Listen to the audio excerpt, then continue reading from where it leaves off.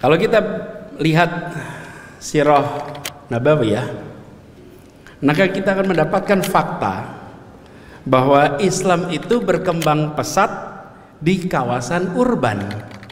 Islam itu dimulai sebagai sebuah agama yang tumbuh di kawasan perkotaan. Pertama kali di Mekah yang merupakan pusat kegiatan, kemudian Yathrib.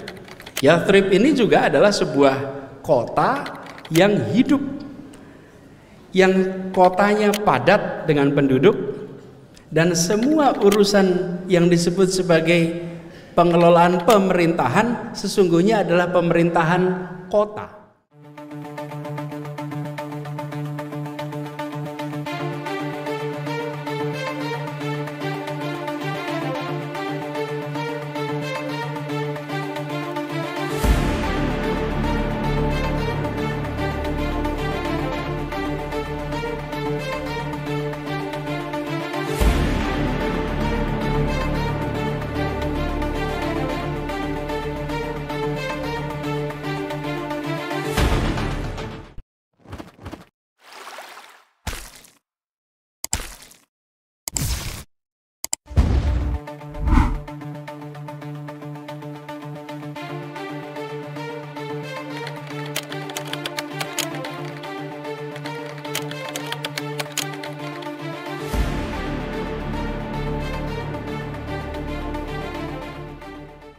Saya bersyukur sekali malam ini bisa kembali, dan tema yang diberikan kepada saya ini asalnya adalah tentang kota. Mungkin karena saya sedang mengurus ibu kota, walaupun sebentar lagi tidak lagi jadi ibu kota. Mau nggak pindah? Warga Jogja yang nggak ada pengaruhnya lah. Jadi saya masih ngurus kota dan dianggap bicara tentang kota gitu. Dan kelihatannya di kampus ini memang semangat pergerakan itu masih hidup.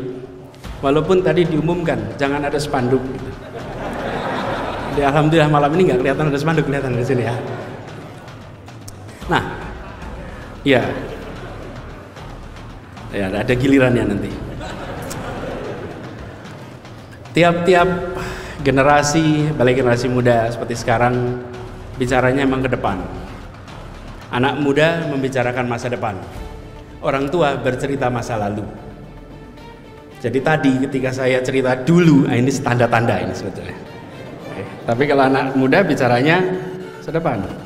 Dan kalau bicara masa depan, maka bisa saya sampaikan di sini, masa depan dari peradaban umat manusia itu akan berada di perkotaan.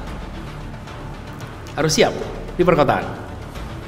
Tahun 2027 nanti pertama kalinya dalam sejarah umat manusia, penduduk dunia yang tinggal di kota akan lebih banyak daripada yang tinggal di pedesaan. Di tahun 50-an hanya 30% penduduk dunia di perkotaan, 70% di dunia, penduduk dunia tinggal di pedesaan dan 70% tinggal di perkotaan. Tahun 2021 kemarin 57% penduduk dunia tinggal di kota. Indonesia juga sama.